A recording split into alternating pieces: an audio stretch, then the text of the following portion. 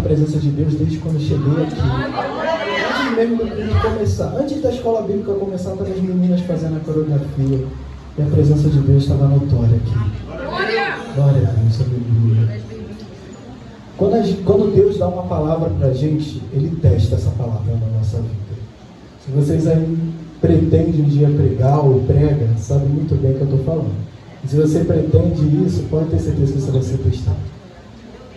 E eu aprendi muito com o pastor Marcos que está ali. Ele sempre coloca um título para a pregação dele, né, pastor? E se eu fosse colocar um título para a minha pregação, que já está aqui, o poder da oração. O poder da oração. Amém? Vamos abrir comigo lá em Atos, capítulo 16, versículo 16.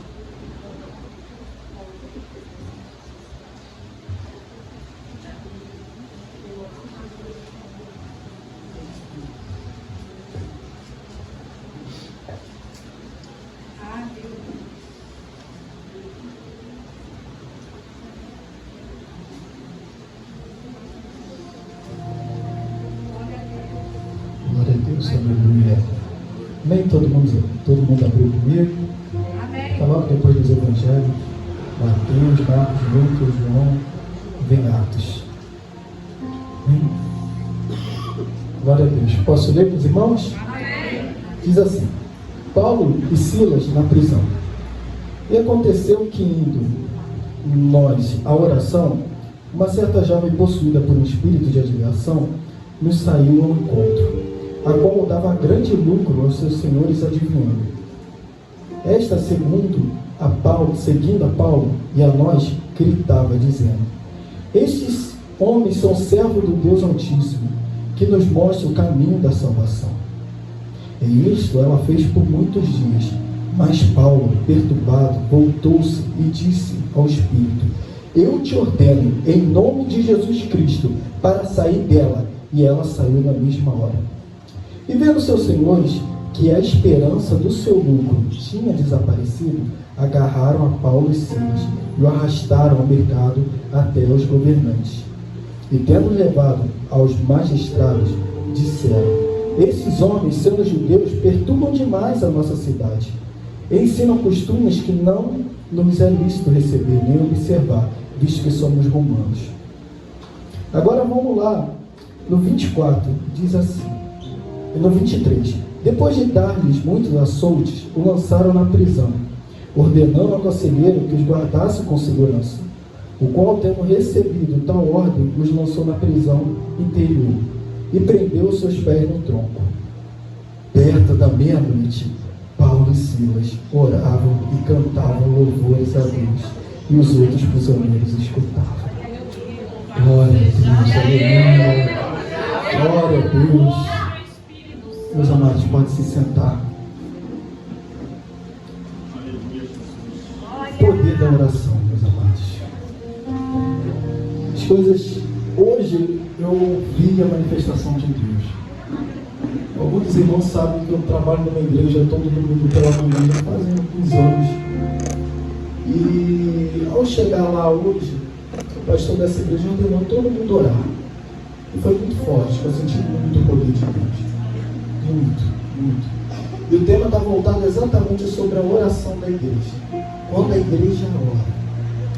E aí a igreja orando e clamando. E foi lindo. Só que tinha um objetivo. A mãe do pastor já estava um mês enferma.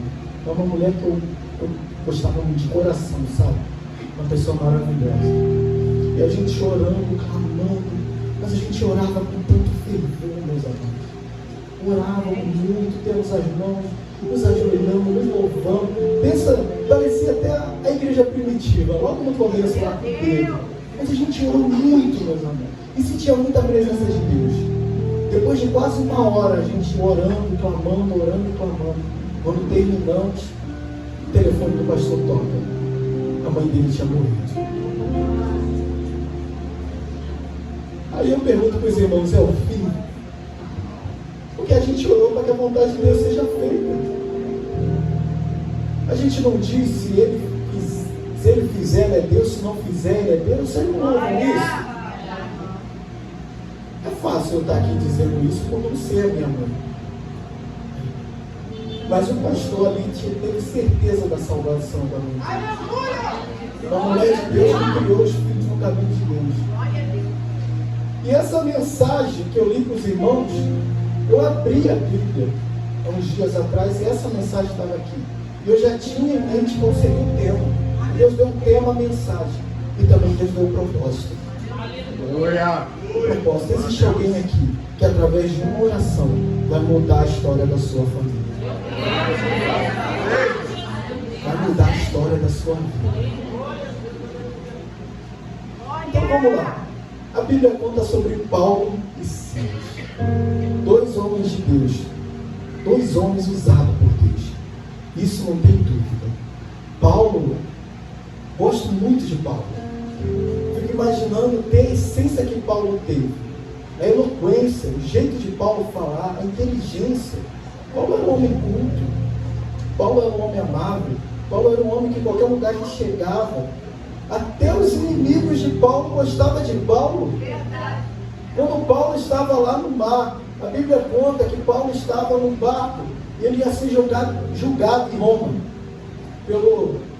por ser cristão. Mas quando ele estava no barco, diz que começou a ter uma grande tempestade e o mar ficou revolto. E diz que as pessoas, os homens que estavam lá, os carcereiros que estavam dentro daquele barco protegendo as pessoas que iam ser julgadas, queriam matar todo mundo, menos Paulo. Então Paulo, ele conseguia, um homem que conseguia fazer os inimigos dele gostar dele e tirar os amigos.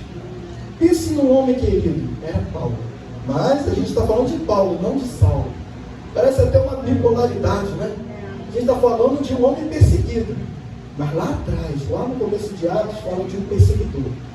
E esse perseguidor, poxa Deus, eu não sei por que esse caminho que o Senhor está dando. Esse perseguidor lá de trás, ele era um homem que matava, mandava matar. A Bíblia diz que quando Estevão foi apedrejado, eles pegaram a capa que estava sobre Estevão e colocaram aos pés de Paulo. Pensa no homem que gostava de matar crentes, que gostava de colecionar as capas. Aqui, ó, tinha um troféu, ó, matei Estevão. Era um homem ruim. E como é que esse homem ruim se tornou um homem bom? A Bíblia conta que Paulo estava no caminho de Damasco. Quando de repente uma voz veio sobre ele e diz: Paulo, Paulo, por que me persegues? E o mistério que Deus me deu agora: quando você persegue um crente, você não está perseguindo um crente, você está perseguindo Jesus. Quando você mexe com o homem de Deus, você não está mexendo com o homem de Deus, você está mexendo com Jesus. E Paulo estava mexendo com Jesus. Mas aquilo que para você, para mim, é condenação, para Deus é salvação. E Paulo, o propósito de Paulo foi ser um homem, um grande homem de Deus. Por onde Paulo andava, ele abriu uma igreja. Ele abriu uma igreja aqui. Ele ia lá abrir outra igreja. Ele ia lá abrir outra igreja. Ele não conseguia estar em todos os lugares, mas ele mandava carta. Deus revelava a ele: ó, coloca Timóteo ali, coloca Silas ali, coloca um outro irmão ali.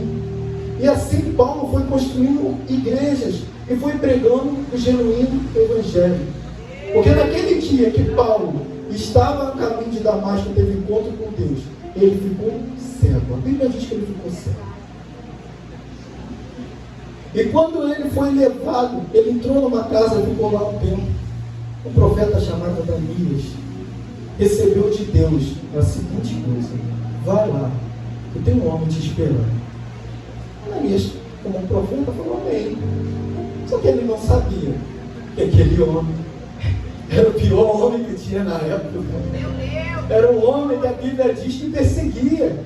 Imagina o medo dele. E é o que eu estava falando com os jovens hoje no estudo bíblico. Se você quer ser profeta, você tem que ser profeta onde você andar. Se Deus mandar você falar com o juiz e profetizar com o juiz, vai ter que fazer. Pode ser um perseguidor, pode ser qualquer um. Se Deus te mandar, você tem que fazer. E aquele homem foi lá até Paulo, até Saulo, né? E quando chega lá, ora, e diz que a escama dos olhos de Saulo cai. A partir daquele momento, ele começa a ver. Só que tem uma passagem muito bonita, que quando Jesus cura um cego, a Bíblia diz que ao primeiro ele curar, quando ele abre os olhos, ele começa a ver árvores. Ele começa a ver as coisas assim, do mundo espiritual. Jesus, peraí, e foi lá e curou novamente. E tirou, e limpou, e ele conseguiu ver. E esse mistério que Deus me deu agora, fala sobre Paulo. Paulo antes só via a maldade. O coração dele era maldade, mas os olhos dele também eram maldade. E quando Paulo teve um encontro com Jesus e as escamas caíram dos seus olhos, ele começou a ver a bondade. Porque Jesus era o amor. E Paulo começou a ser esse homem manso. Paulo chegou a dizer assim: seja meus imitadores, como eu sou de Cristo. Você teria coragem de chegar para o colega teu do trabalho e falar assim: seja meu imitador, só copiar. Porque você me copiando, você vai estar próximo de Cristo. Porque eu estava falando com o pastor Moisés. A gente não quer falar a palavra de conselho, mas acaba falando. Será que no teu trabalho você é uma coisa? Será que aqui você é outra? Porque ser crente no meio dos crentes é fácil. Se fosse assim, Jesus não iria citar a parábola do joio e do trigo. Porque o joio e o trigo são bem parecidos. Mas para você separar, dá um trabalho. Como é que você separa? Vai lá no local onde ele está. Se você é crente aqui, você tem que ser crente em qualquer lugar, na sua casa, no seu trabalho. Você tem que ser como Paulo, chegou a nível de falar: pode me imitar, porque eu sou imagem e semelhança de Cristo. Glória a Deus. Então, esse capítulo, no versículo 16, começa falando que Paulo e Silas foram orar.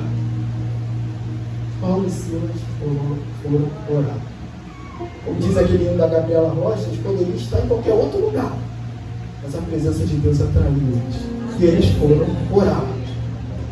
E é muito interessante porque a Bíblia conta que Paulo e Silas foram orar. E ao passar, tinha uma moça que falava assim: vocês são grandes homens de Deus. Eu te pergunto, essa moça não tinha? Não? Exatamente. Paulo e Silas eram verdadeiros homens de Deus. Mas a Bíblia conta que eles foram vários dias e essa menina falando.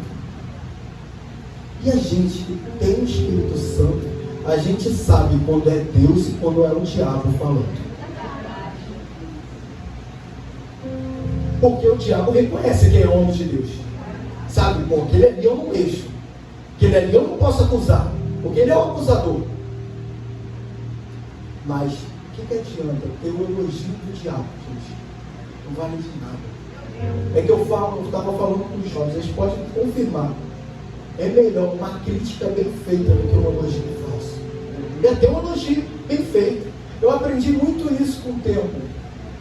Eu tinha um professor, o professor de sax, se Deus quiser eu vou trazer ele aqui no culto do músico, pastor. Ele confirmou que vem. Ele me ensinou uma coisa: o elogio muitas das vezes ilude a gente achando que somos uma coisa e não somos. Agora a crítica nos coloca no nosso lugar. Para muitos você pode ser: pô, incrível, olha só, um grande homem de Deus, ele faz maravilhas, ele passa, só de passar com o paletó dele as pessoas caem.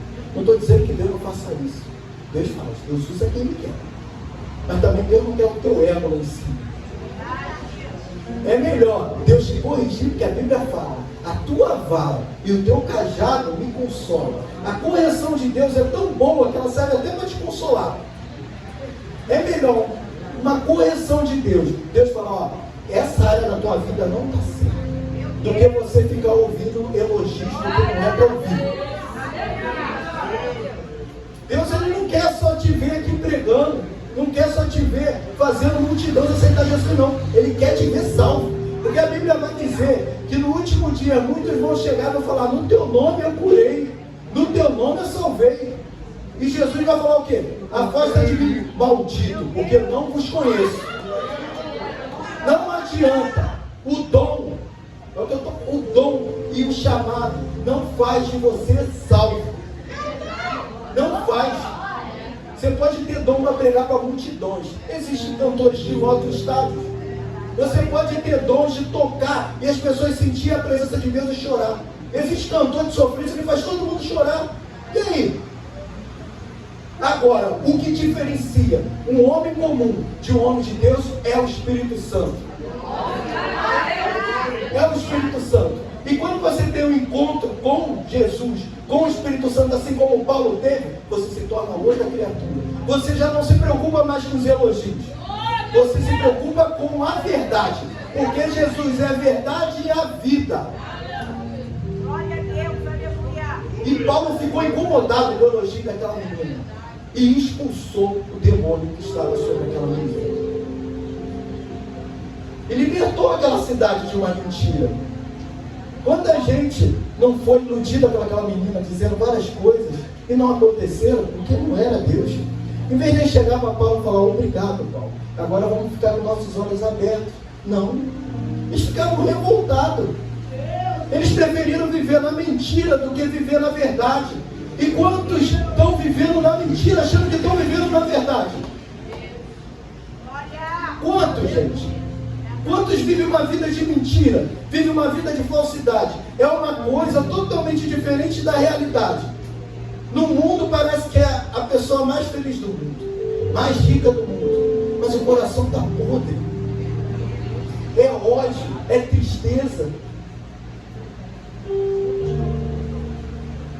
A verdade é o que liberta. Você pode estar numa verdade ruim. Você pode estar numa verdade morando num barraco. Você pode estar numa verdade sem emprego.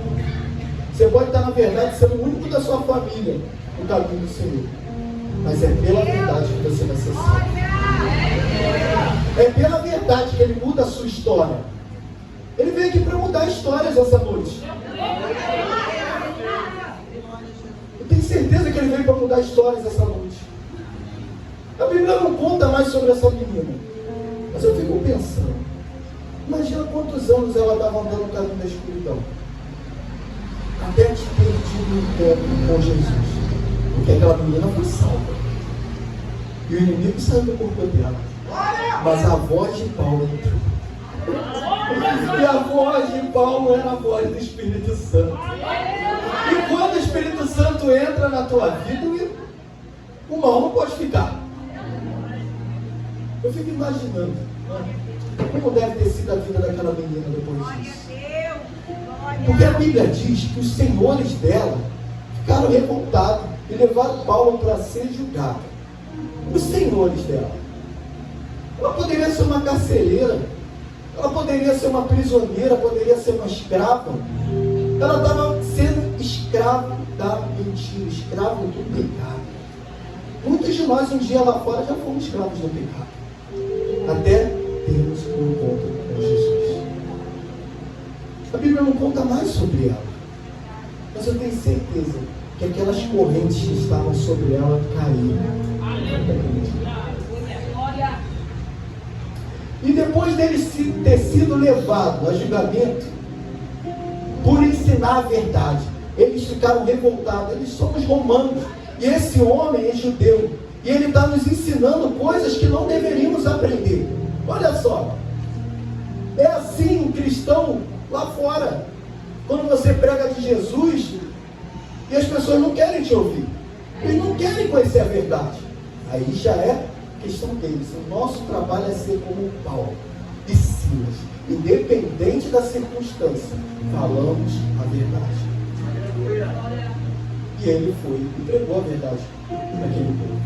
E eles mandaram para ele. Dizem que eles açoitavam. E vocês acham que o castigo pequeno que era apanhar naquela época? Vai ver a paixão de Cristo, meus irmãos. Vê quanto Jesus apanhou. Os açoites daquela época não era couro, não era pano, não. Era pedaço de ferro batendo nas suas costas e voltando. Imagina quanto ele apanhou.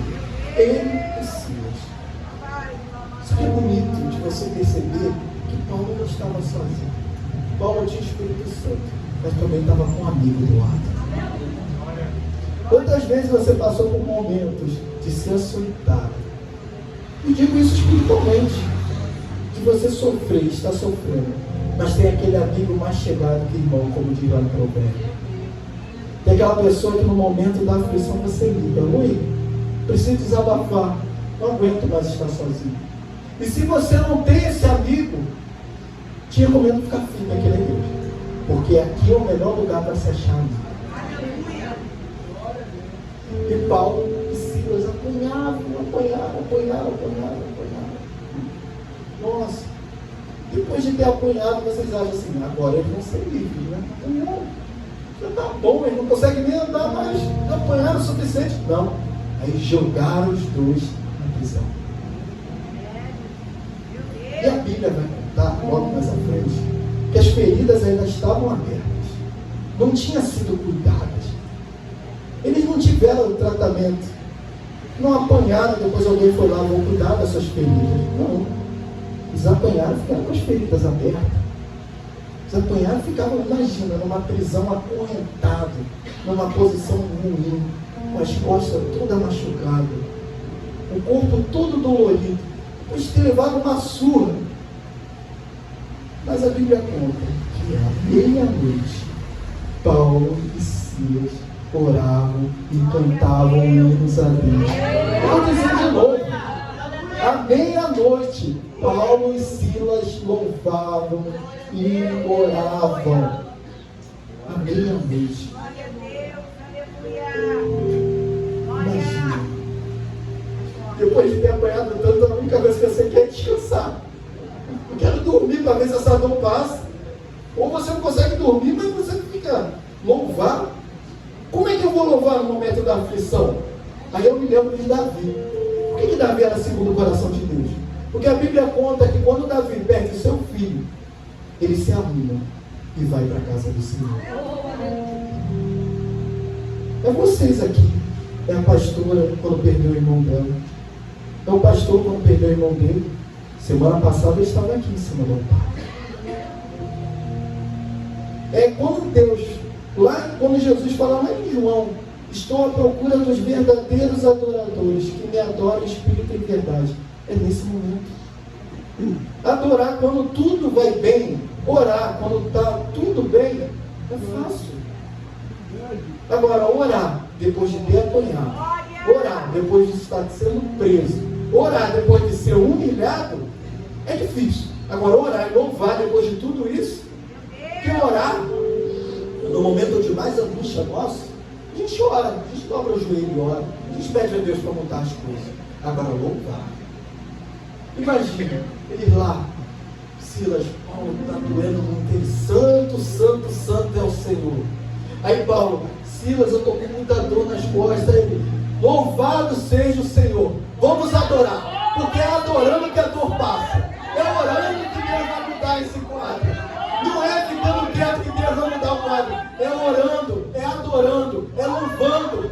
É assim que Deus muda quadro. Eu nunca vi alguém na Bíblia que estava à toa e Deus mudou uma história. Porque eu me lembro de Gideão, no momento que estava todo mundo com dificuldade, estava Gideão malhando trigo no lagar. Eu me lembro de Davi, no momento que Deus unge cada um, quando Samuel ia ungir ele, e cada um dos irmãos foram naquele banquete. Cadê Davi? Davi estava no campo, trabalhando. Deus não vai usar o desocupados. Deus gosta de usar quem é ocupado para fazer a diferença na casa de Deus. Eu aprendi isso, meus irmãos. Se eu toco lá fora meu saxo no casamento, eu tenho que tocar muito melhor na casa do Senhor. Se eu uso a melhor roupa para fazer evento, eu tenho que usar a melhor roupa na casa do Senhor. É a Deus, é toda a honra e toda a glória. É adorando que Deus muda a sua história. Não é de boca fechada. Eu não estou dizendo aqui para adorar na minha frente, não. Orar na minha frente, porque Deus quer um íntimo de você. E aí, eu lembrando dessa história, os irmãos forem lá em Atos 12, no versículo 6. Como eu falei, o tema da mensagem é o poder da oração. E eu quero mostrar para os irmãos como uma oração faz diferença. Como o louvor, como uma verdadeira adoração faz a diferença na sua vida. Aqui em Atos, capítulo 2, no versículo 4.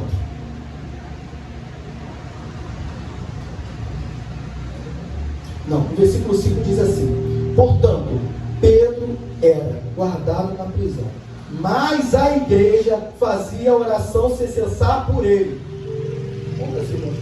Vamos mais uma vez. Eu não sou puxador de glória não, mas é porque eu me empolguei tanto com isso. Diz assim, ó: portanto, Pedro era guardado na prisão, mas a igreja fazia oração sem cessar por ele. Mas sabe o que Deus me fez lembrar disso? Eu me lembro um tempo em que a nossa pastora no passado, ela ficou doente. E eu lembro que a igreja orou sem cessar. Era relógio de oração, era os irmãos vindo orar, era quem não podia vir no templo orar em casa, mas orava. E é assim, é na oração que Deus muda a história, que Deus faz milagre. E a Bíblia conta que nesse capítulo, eu gosto muito de Atos, meus irmãos, que é um livro histórico. Pensa num cara que gosta de história sobre. E conta sobre, começa esse capítulo falando que Tiago é morto e Pedro preso. Olha só, Tiago é morto e Pedro preso. Fala que Pedro é levado em cárcere, mas quando ele é levado em cárcere, a igreja ora sem cessar. Só que interessante é que enquanto a igreja orava, um anjo do Senhor chegou. E quando o anjo do Senhor chegou naquela cela, a Bíblia diz que Pedro estava dormindo. Pedro estava dormindo. Meus amados, quem dorme depois de perder o seu amigo e saber que você vai morrer no meio do dia? Aí eu me lembro de Davi lá em Salmos. Ele diz: na minha cama eu deito e durmo. Parece ser algo tão simples, mas não é tão simples. Não é todo mundo que pode chegar e dizer: na minha cama eu deito e durmo. Ou quem pode chegar e dizer? Todo mundo. Cada vez está ficando mais difícil. Cada vez mais a insônia está atacando as pessoas. Por quê? Cada vez mais a ansiedade está chegando. Mas Pedro aprendeu com o mestre. E Jesus uma vez disse assim: lança sobre mim toda a sua ansiedade, porque eu tenho cuidado de ti. E que escola melhor do que aprender com o próprio Cristo? Pedro viu tantos milagres que para ele dormir não era nada. Ele só queria dormir, ele só queria descansar. Mas quando Pedro está dormindo, o anjo vem e toca em Pedro. E quando ele toca em Pedro, as algemas que estavam em Pedro quebram-se. E ele se levanta. E olha a preocupação do anjo: calça a sandália dos seus pés. Por quê? Porque o caminho é longo. Se arruma, porque você vai fazer uma grande surpresa. E quando Pedro está andando, uma porta se abre. Aí quando ele anda mais um pouco, a porta se abre. Aí a outra porta se abre. E Pedro, olha só, que homem de Deus. Pedro estava achando que estava tendo uma visão. A Bíblia diz aqui, pastor Diego, que Pedro estava pensando que estava tendo uma visão naquele momento. E, poxa, um homem que viveu tanto sobrenatural, ele está falando: pô, é uma visão, agora está tentando me soltar. Estou tendo uma visão com o anjo. Ele ainda não tinha acordado.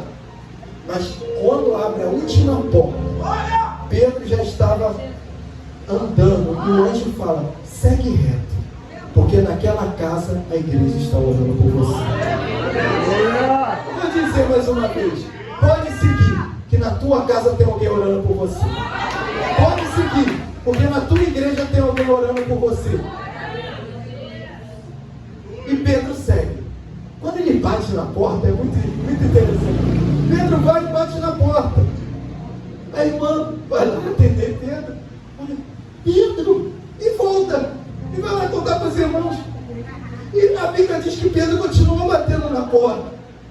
Assim vai ser o milagre na tua vida. É tão grande que é surreal. Você não vai conseguir imaginar. Você vai ver aquilo na tua porta. Você não vai acreditar. Falar: meu Deus, como que isso aconteceu? Parecia impossível. Parecia impossível. E ela falando com os irmãos: mas Pedro está lá. Aí os irmãos: Eu fico imaginando os irmãos falando assim, não, vamos orar, mas... Não, o Pedro está lá na porta. Como que Pedro está lá na porta? Ele acabou de ser preso. Não, Pedro está lá na porta. E quando vão lá atender, ali estava Pedro. Ali estava Pedro. E Deus envia um caminho, mostra o caminho onde Pedro deveria seguir. Porque o propósito de Pedro ainda era a vida. O teu propósito essa noite ainda é vida. Vocês perceberam isso? O propósito de Paulo e Silas ainda era vida. O propósito de Pedro ainda era vida. O teu propósito ainda é vida. Quem mandou você parar? Quem está fazendo você parar essa noite? Se o teu propósito é ser vida, se o teu propósito é ser a verdade, é ser a luz, é levar a mensagem de Jesus, esse é teu propósito. E tinha outro homem dormindo. Lá no capítulo 16, quando a gente estava lendo sobre Paulo e Silas, fala que o carcereiro da prisão estava dormindo. A Bíblia diz que quando eles estavam louvando, orando e louvando, e orando e louvando, não necessariamente nessa ordem, às vezes eu louvava, como às vezes eu fico imaginando, enquanto eles faziam até revezava. Paulo, tu ora agora que eu vou louvar. Não, agora eu vou louvar e tu ora. Não, agora vamos orar junto. O tamanho da adoração deles era tão grande que as pessoas que estavam presas conseguiam ouvir, mas o carcereiro estava dormindo. Ah, vocês não entenderam não. O tamanho da sua adoração é tão grande que os seus irmãos estão ouvindo, mas os lá de fora ainda não. Mas eles vão ouvir. Vocês têm noção da espessura de uma parede numa prisão daquela época? Isso não está falando de uma parede de drywall, não, irmão. Isso está falando de verdadeiras muralhas que separavam um do outro para eles não cavarem para sair. Imagina a adoração deles, era tão grande que os que estavam do lado conseguiam ouvir. Todo mundo conseguia ouvir a adoração deles, menos o carcereiro. E às vezes, não só o sono, mas muitas das coisas tem tirado o foco da nossa adoração. É verdade. O cansaço tem tirado o foco da nossa adoração. A ansiedade tem tirado o foco da nossa oração. Os irmãos só faltam gritar no seu ouvido. Tem vezes que os irmãos aqui estão tão cheios de unção que é só de tocar você sente. Mas o irmão está distraído. O irmão está tão cheio de coisa na cabeça que não consegue sentir a presença de Deus. Os injustos que estavam presos, muitos deles cometeram crimes. De verdade, menos Paulo e Silas. Conseguiam ouvir a adoração, mas o carcereiro não. E quando Paulo e Silas, à meia-noite, estavam adorando, estavam orando, houve um grande terremoto. E houve um grande terremoto e tudo tremeu. E as portas se abriram. E não foi só as portas dele, não. Foi a porta de todo mundo que estava preso e se abriu. A tua adoração, a tua oração, não é para alcançar só você, não, individualista. É para alcançar todo mundo. A gente não é o centro, não, meus amados. Vou orar para ser liberto. Ora para que todo mundo seja liberto de uma vez. E isso aqui foi no pé da letra mesmo. Todo mundo foi liberto. Sabe por quê? Deus poderia fazer com eles, olha o mistério. Poderia fazer com ele da mesma forma que fez com Pedro. A Bíblia não diz que salvou todo mundo, diz que salvou Pedro da prisão. Mas ali não. Sabe por quê? Porque todo mundo estava com o coração aberto para ouvir a adoração e a oração. Imagina Paulo cantando e o pessoal ali ouvindo, que coisa linda. E ele sentindo a presença de Deus. E vindo arrependimento, porque onde há a presença de Deus não tem como você estar da mesma maneira. E virou arrependimento. E ele sendo o primeiro liberto dos crimes, dos pecados que eles tinham, para depois ser liberto das celas. Só que tem um porém, meus amados. O propósito de Deus com Paulo e Silas não era só para salvar ele e os prisioneiros. Era para salvar uma casa. Uma casa. Olha, eles tiveram que passar por tudo isso. para salvar uma casa. Eles tiveram que apanhar para salvar uma casa, uma família. Eles tiveram que ser humilhados para salvar uma casa. Pode parecer assim, meu Deus, por que isso tudo? Por que isso tudo? Vocês já pararam para pensar nas provas que vocês já passaram e falaram, meu Deus, por que isso tudo? Eu não vou aguentar, não. Mas depois o teu testemunho vai ser para salvar. Você aguentou. Agora tem um irmãozinho ali que você vai ajudar. Vai poder falar, ó, se eu aguentei, você também aguenta. E eles passaram por tudo isso. E volta a dizer, para salvar uma casa. E que casa é essa? É essa. A Bíblia diz que o carcereiro do mundo, ele escuta aquele terremoto, tudo se abrindo, ele acorda. Mas quando ele acorda, ele pega uma espada e vai tirar a própria vida. Oh, meu Deus.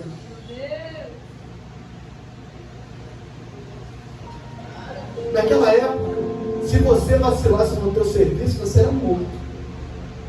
Porque a Bíblia diz lá, anteriormente, quando a gente leu sobre Pedro, quando estava na prisão, todos os carcereiros que estavam lá foram mortos.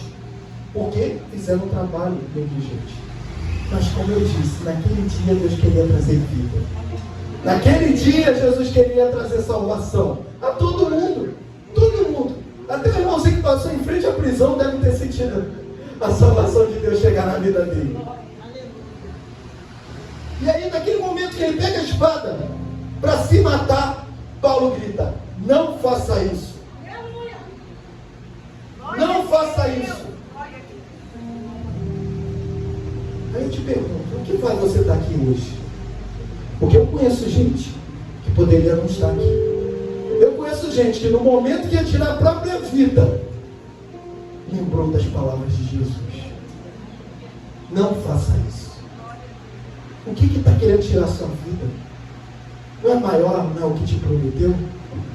Maior não é Jesus? E naquele dia, Paulo machucado, Silas machucado. Paulo cansado foi preso, Silas cansado foi preso. Mas estavam falando do amor de Jesus. E eu entendo que tudo para Deus em etapas. A Bíblia diz, Paulo mesmo vai dizer, que o culto tem que ser racional. Olha que coisa bonita. Olha que coisa bonita. Ele começou primeiro louvando, depois orando, e agora é a vez da palavra.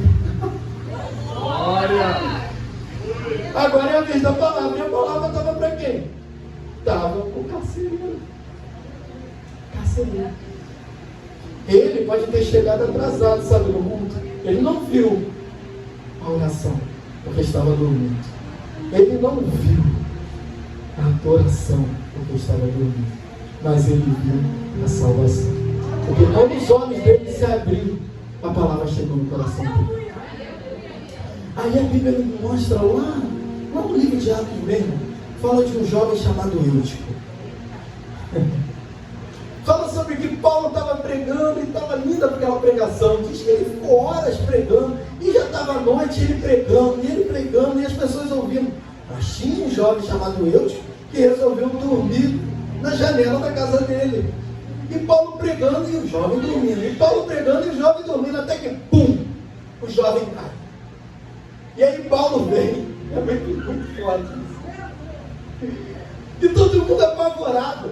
Porque aí já é outra liturgia do culto. Olha só que coisa bonita. Paulo deveria ter louvado, Paulo deveria ter orado, Paulo pregou. Mas tem uma coisa que está faltando nas igrejas hoje: milagre. Meu Deus! Milagre. Aí, ninguém melhor que Paulo para mostrar na prática o que ele estava falando. Imagina Paulo pregando sobre Jesus que liberta, Jesus que faz milagre. E aí aquele menino morre. Fala, agora é minha vez de mostrar quem é meu Jesus. E a Bíblia diz que ele chega até aquele menino. E quando chega aquele menino, acorda aquele menino. Fala, esse menino estava dormindo. E voltou a pregar. Então muitas das vezes a gente está dormindo. A gente não está dormindo fisicamente, mas espiritualmente. As preocupações, as coisas lá de fora têm feito a gente dormir. Tem feito a gente dormir o sono da indolência, como diz na Bíblia. Às vezes, tem tampões no nosso olho e a gente não consegue ver o agir de Deus. E Deus só falta gritar contigo, como gritou com aquele carcereiro. Para a gente conseguir ver o que Deus tem para fazer. E voltando. Quando Paulo chega para aquele carcereiro e prega sobre Jesus, e fala de um Jesus que salva, a Bíblia diz, ó, isso é muito lindo. Quando aquele homem teve um encontro verdadeiro com Deus, ele começa a se preocupar. E a Bíblia diz que ele vai até Paulo e cuida das suas feridas. Quem tem um encontro com Deus, cuida das feridas.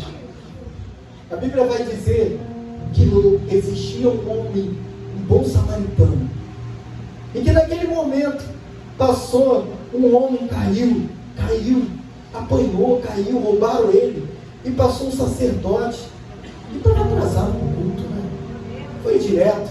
E passou um levita, e foi direto. Aí Deus usou um samaritano, o que era rival, Os judeus não se falavam com o samaritano, e usou aquele samaritano para cuidar das feridas daquele homem. E Deus usou um carcereiro para cuidar das feridas de Paulo. O que é diferente?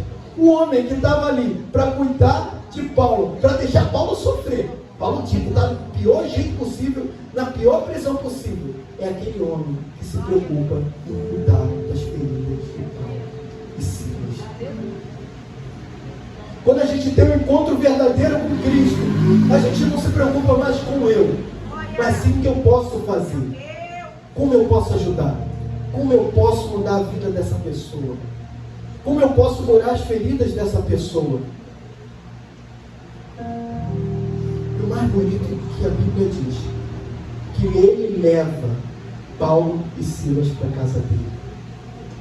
Antes era um homem que estava preocupado se ia ser morto ou não. Hoje já não é um homem que se preocupa com nada. Ele leva o que seria o suposto problema para dentro da casa dele. Ele leva o homem que poderia ser a causa da morte dele para ser a causa da sua salvação e da sua família. Imagina ele chegando para a esposa dele. Aqui, eu estou trazendo um prisioneiro aqui para dentro de casa. Eu estou ficando doido. Você quer matar todo mundo? Porque antes, a besteira que ele fez ia matar só ele. Agora a besteira, supostamente, que ele está fazendo, iria matar a família dele toda. Mas ele queria, era salvação. Eu escutei uma palavra muito forte hoje, muito forte. Que quando você segue a Jesus, quando você segue a Jesus, você vai contra muitas coisas. Quantas vezes você vem para a igreja, mas não é pelo incentivo da sua família, não. Pelo incentivo da sua família, você deveria estar no mundo, deveria estar em casa, deveria seguir o que eles seguem. Mas você resolveu fazer de uma forma diferente. E o melhor de tudo, você arruma problema na sua casa, mas você leva o teu Jesus para casa. Como é que eu posso dizer que o meu Jesus é bom, se eu tenho vergonha, ou se eu tenho receio de levar ele para minha casa? É um Jesus que deu a própria vida por você, meus irmãos. Que pagou um preço que você nunca pagaria, nunca ia conseguir suportar. É esse Jesus que ele levou para dentro de casa. E quando Paulo e Silas falam da palavra de Jesus e ele cuida das suas feridas, sabe o que acontece? Chegou a vez de Paulo e Silas curar a ferida deles. Vocês entenderam?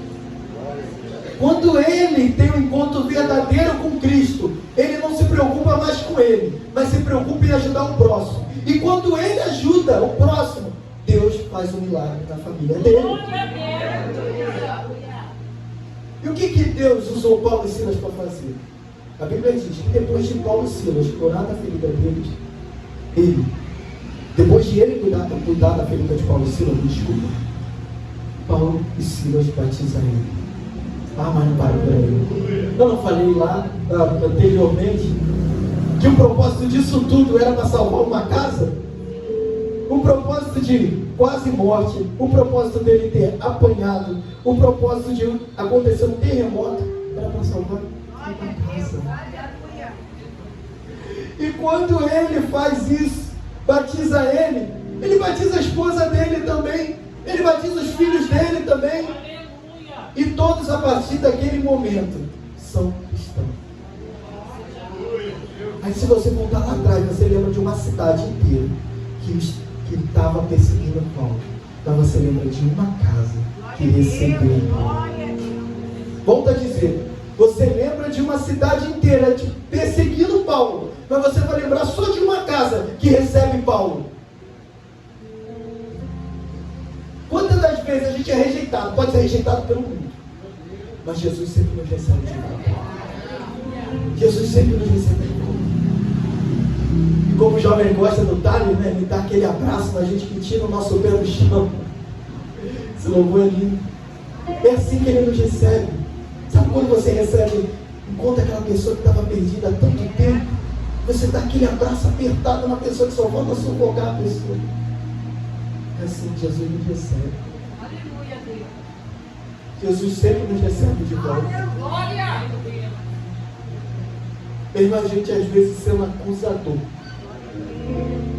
Mesmo um dia a gente matando outro crente. Meus amados, existe isso dentro da igreja, tá? É crente matando outro crente espiritualmente. Mas mesmo assim, Jesus nos ama.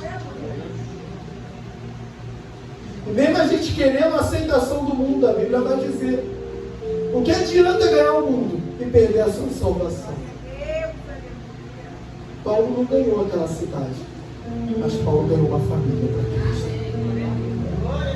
Talvez hoje Deus não ganhou seu pai, talvez hoje Deus não ganhou sua mãe, mas Ele te ganhou. Ele te ganhou. Quero que os irmãos façam uma reflexão comigo. Feche seus olhos. Querer que você gostaria de estar aqui contigo. Pense em alguém que você gostaria de estar aqui contigo ouvindo essa palavra hoje. Eu duvido você não pensar em alguém. Ou ter alguém que aperta o teu coração e falar: como eu estou feliz tendo esse Jesus, como eu queria que aquela pessoa estivesse feliz. É assim quem tem a presença de Jesus. Tantas coisas acontecem na vida do crente com um propósito. O crente é o único que passa por uma prova e já tem um gabarito na sua mão. Porque toda prova o crente tem que ser aprovado. E como eu falei sobre o poder da oração, gostaria de dar alguns exemplos de alguém que foi, como Deus fez um ouvir na vida de alguém. A Bíblia vai dizer de uma mulher chamada Ana. É Samuel, capítulo 1. 1 Samuel. Fala de uma mulher chamada Ana. E a Bíblia diz que de ano em ano, Ana ia ao altar levar sacrifício a Deus. De ano em ano, de ano em ano. E Ana ia levar o sacrifício a Deus. Mas chegou um ano que Ana já não aguentava mais. Talvez seja esse o teu dia. Que você está aqui na igreja, trazendo sacrifício, trazendo tua adoração, mas você já não aguenta mais. Fala: meu Deus, eu só quero que as coisas melhorem. Eu só quero viver meu milagre. O Senhor me prometeu, mas eu ainda não vejo meu milagre. Mas a Bíblia diz que quando Ana começa a orar de íntimo coração a Deus, quando Ana começa a orar de verdade, porque antes, presbítero, ela só orava para mostrar para a Penina, aquela famosa coisa, né? Que ele viu passar na prova e não me ajudou, né? Mas se arrepender quando me ver na mesa, eu vou fazer para todo mundo ver. E realmente, meus irmãos, eu sou crítico totalmente dessa música, porque eu aprendi que um Deus, quando eu faço as coisas no secreto, Ele me honra publicamente. Agora, quando eu tento fazer as coisas para mostrar que eu estou fazendo, essa recompensa não é minha. E aí, quando Ana se prostra de coração verdadeiro, já não sabia mais palavras de sua boca. Ela só mexia seus lábios. Só mexia seus lábios. E ele, quando viu aquilo, falou: mulher, afasta de ti esse vinho, porque vem para a casa do Senhor estando embriagada. E Ana diz: não estou embriagada, só estou sofrendo. Só estou sofrendo. Ana só estava sofrendo. Ana queria tanto aquele filho que a Bíblia diz que você só podia fazer sacrifício de ano em ano. Olha quantos anos Ana clamava pelo aquele filho. Eu quero hoje que vocês tenham isso em mente. Não é a sua oração de qualquer jeito que você vai receber a tua vitória. É você orar de íntimo, o coração no mais fundo possível. É você orar não para mostrar para os outros, mas para você orar querendo uma coisa entre você e Deus. Jesus nos ensina isso, a orarmos de verdade. E a Bíblia diz que naquela noite, não foi no outro dia, não foi na outra semana, naquela noite, ela recebe o milagre. Também tem outro exemplo. Prometo para os irmãos que eu já estou acabando. Tá? Quero que ninguém saia de dormir. Quero que todo mundo saia da sua vitória. A Bíblia diz sobre Daniel, lá no capítulo 6. Daniel na cova dos leões. Só que dessa vez é diferente. Muito diferente. A Bíblia diz que Daniel orava 3 vezes por dia. Orava quantas vezes? 3. Isso, para ver se está todo mundo acordado. A gente volta ao fundamental 1. 3 vezes. 3 vezes Daniel orava. E aí, os atribulados, né? Porque a inveja é a pior coisa que tem. Meus amados, você quer destruir um crente? É colocar um crente invejoso do lado desse crente. Porque tudo que ele fizer vai falar, ué, já está fazendo, mal chegou, já está fazendo, já está colocando a mão. Daniel mal chegou, já é governador. Quem é ele para ser governador e eu não? E criaram uma lei.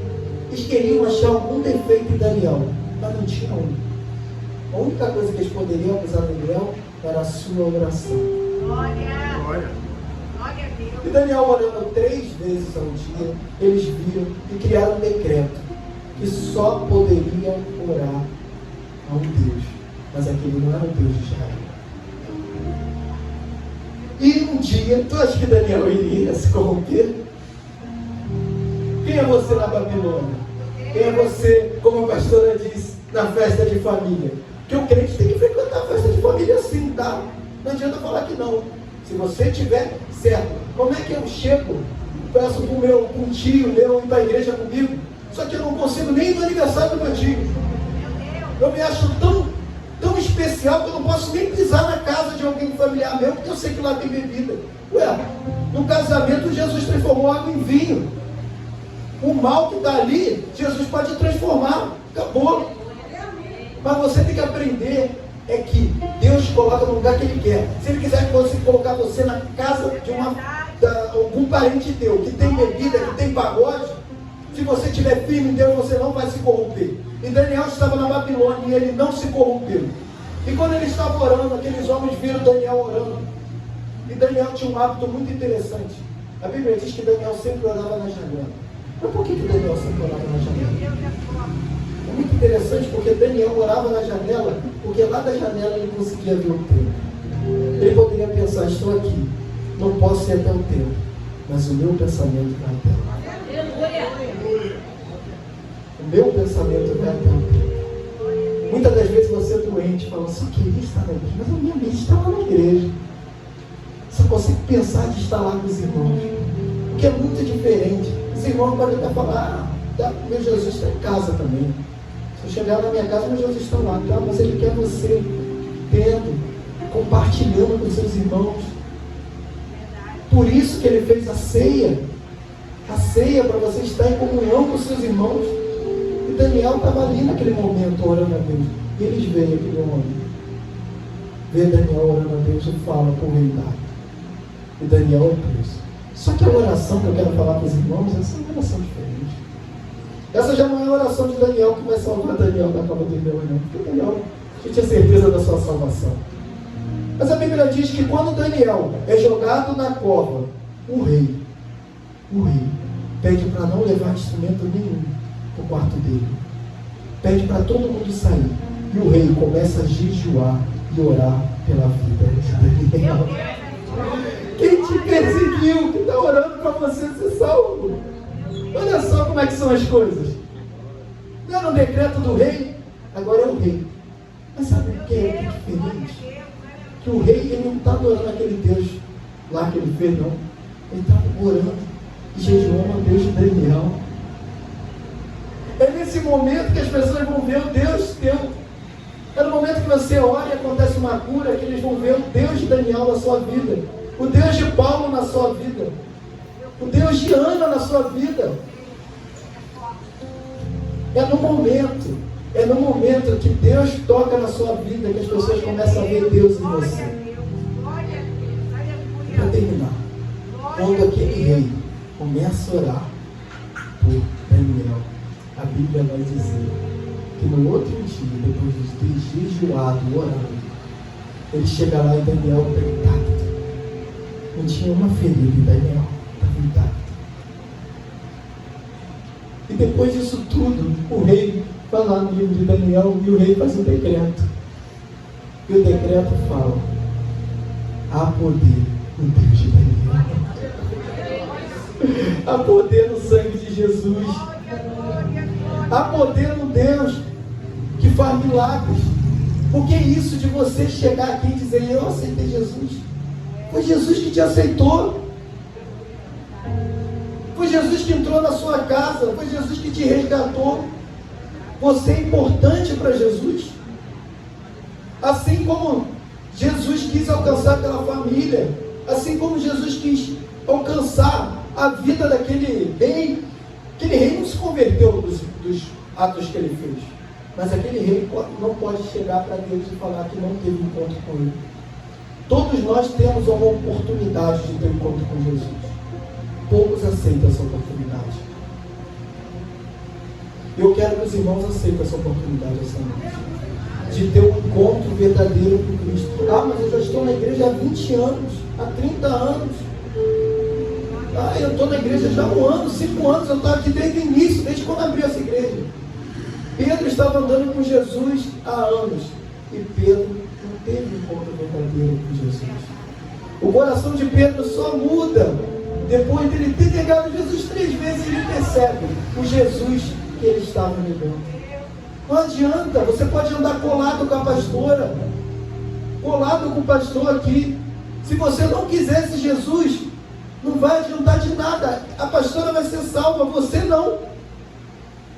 Queira ter um encontro verdadeiro com Cristo essa noite. É através dele que grilhões são quebrados, é através dele que prisões são abertas. Olha quantos milagres eu falei através da oração. É através da tua oração. E para terminar, a Bíblia vai dizer, lá em Mateus 6, versículo 5, como orar. E é aqui que eu quero dar sobre para os irmãos. Mateus 6, capítulo 5.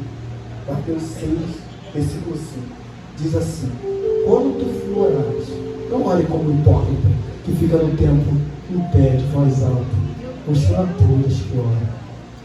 Mas entre no seu quarto e feche a porta, porque o Deus que te vê no oculto é o Deus que vai te honrar publicamente. É esse o Deus que vai te honrar publicamente. É através disso. Não é eu orar aqui em cima, mostrar a todos que eu sou santo, que eu sou maiorzão, que eu falo de uma forma que alcança todo mundo. Não. É no meu íntimo, lá no meu quarto. É quando Ana orou e ela já não estava mais preocupada em falar. Ela estava preocupada em orar. É quando o rei Dário orou pela vida de Daniel, ele já não estava preocupado com a corte toda com ele. Ele estava em seu quarto jejuando. Foi quando Paulo e Silas alcançou aquela família, ele não estava preocupado em todo mundo ver. Ele estava preocupado com aquela família ser salva. É assim que Jesus quer mudar a sua vida. Se você não tem o hábito de fechar a porta do seu quarto e orar, eu te convido a ter esse hábito. Eu te convido a ter um particular com Jesus. Ele sente saudade de você. Ele sente. Ah, muitos vão dizer para mim que Deus não é humano. Não vai sentir falta. Somos imagens e semelhança de Deus. Se você chegou até aqui, o que custa chegar um pouco mais? O cristão nunca está bom mesmo. Se eu cheguei perto de Jesus, eu tenho que chegar mais perto, mais perto, mais perto. O único que conseguiu chegar tão perto, a ponto de ser levado, foi um cara chamado Enoque. Chamou Jesus, claro que Jesus é Deus. Porque a Bíblia diz, sabe o que era de especial em Enoque? Só uma frase que diz assim: e Enoque andava com Deus. Meu Deus. E Enoque andava com Deus. Ele está te convidando a andar com Ele. Ele está te convidando a fechar os olhos e adorar Ele no seu íntimo. Feche seus olhos. Adore a Deus no seu íntimo. Adore a Deus com excelência. Com excelência. Se você quiser vir aqui na frente, adore a Deus. Ore a Deus. Se tem aquela porta que não consegue se abrir, é o Deus que abre porta de prisão, Ele vai abrir a porta. Se há uma doença que não tem cura, é o Deus que cura. É o Deus que cura cego. É o Deus que ressuscita. Ele vai curar. Ou você acha que existe algo impossível para Deus? Porque se existir, eu já não carrego mais essa Bíblia aqui. Eu tenho plena convicção do que está escrito aqui. Sei que não há nada impossível para meu Jesus. Eu te convido, meus amados, vamos ficar de pé. Vamos ficar de pé, vamos adorar o Senhor. Quero tocar um louvor. Já virou costume, né? Esse é o jeito da pastora me chamar para pregar. Eu toco um sax no final que ela gosta.